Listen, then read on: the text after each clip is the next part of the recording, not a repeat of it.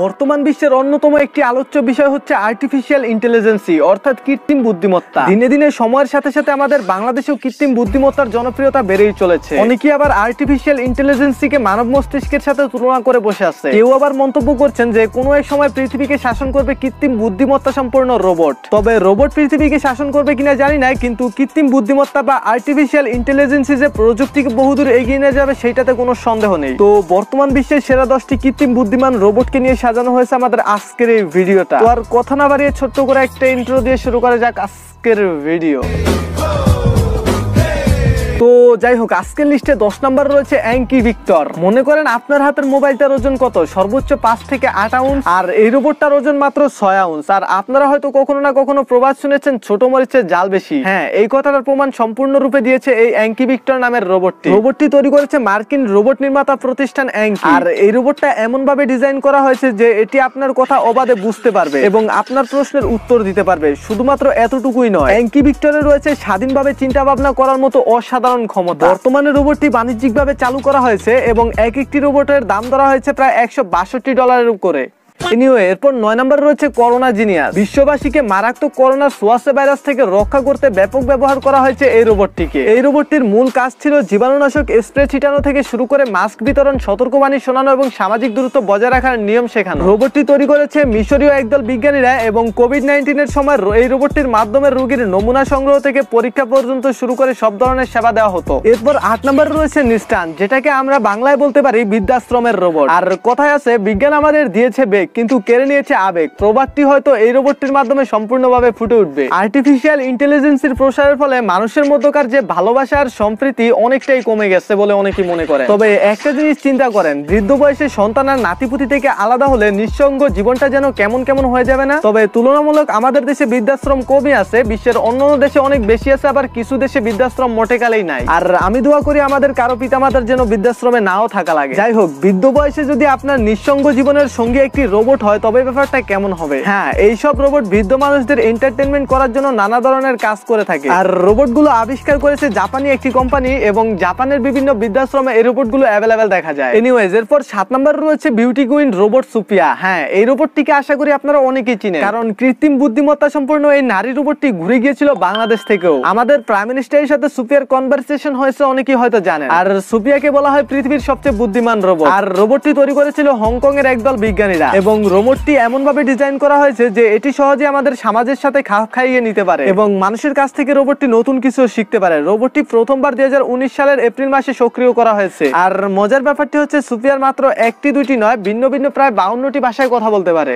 তো যাই হোক, এরপর 6 নম্বরে রয়েছে হুন্ডা এসিমো নামক একটি জাপানি রোবট। কথায় নয়, কাজেই প্রমাণ দেয় প্রযুক্তি উদ্বোধন আর উন্নয়নে জাপান সবচেয়ে এগিয়ে থাকে। রোবটটি তৈরি করেছিল বহুল প্রচলিত জাপানি হুন্ডা মোটর কোম্পানি এবং 1 বছর 2 বছর নয়, গত 50 বছর যাবতে জাপানি হুন্ডা কোম্পানিটি এই রোবটটি তৈরির চেষ্টা চালিয়ে যাচ্ছে। তবে অবশেষে এটি তৈরিতে তারা সক্ষম হয়। রোবটটিতে এমন কিছু অসাধারণ গুণের অধিকারী যা অন্য কোনো রোবটের মধ্যে দেওয়া হয়নি। তবে এর গুণের কথা শুনলে অনেকেই হয়তো কিনতে চাইবে। তবে এই রোবটটি কেনার আগে আপনাকে জমা দিতে হবে প্রায় $25 লক্ষ।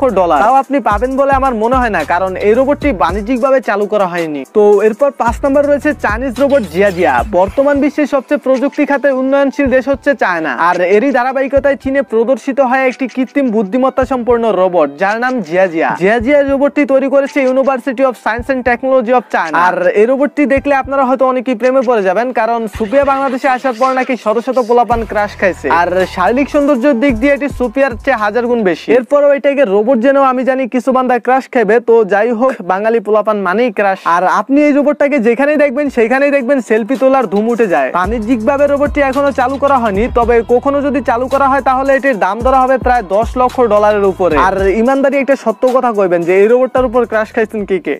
বিশ্বসেরা রোবটগুলোর মধ্যে 4 নম্বর রয়েছে ট্রান্সফর্মার T9। আর্টিফিশিয়াল ইন্টেলিজেন্সি যে শুধুমাত্র বড়দের কাজের ক্ষেত্রে ব্যবহার করা হয় ব্যাপারটা কিন্তু এমন না। আপনি যদি আপনার শিশুকে বিনোদন কিংবা প্রযুক্তির সাথে একই সাথে পরিচয় করিয়ে দিতে চান তাহলে আপনি এই রোবটটা কিনতে পারবেন। ও, আপনাদের শিশু আসবে কই থেকে? আপনারা তো বিয়েই করেন নাই ধর্মিয়া। তো যাই হোক, যারা ট্রান্সফর্মার মুভি দেখেছেন তারা হয়তো এই রোবটটি আগে নিশ্চয়ই দেখেছেন। রোবটটির ফাউন্ডার হচ্ছে রোবোটিক্স অফিসিয়াল নামক একটি কোম্পানি। বাণিজ্যিকভাবে রোবটের দাম ধরা হয়েছে প্রায় $499 কাছাকাছি, যা বাংলা টাকায় প্রায় 56,000 টাকার উপরে। তবে আমি ফিক্সড বলতে পারতেছি না, কারণ ডলারের দাম দিন দিন বাড়তেছে।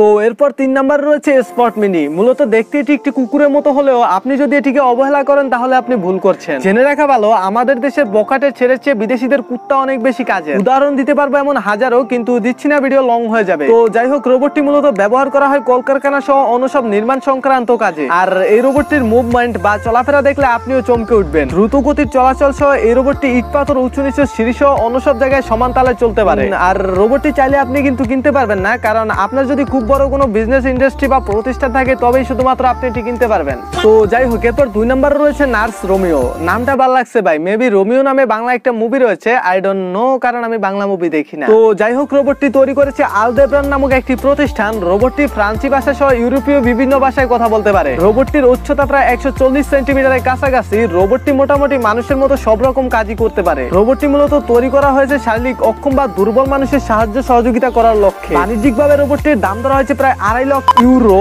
বা বাংলা টাকায় 2,60,00,000 টাকার উপরে।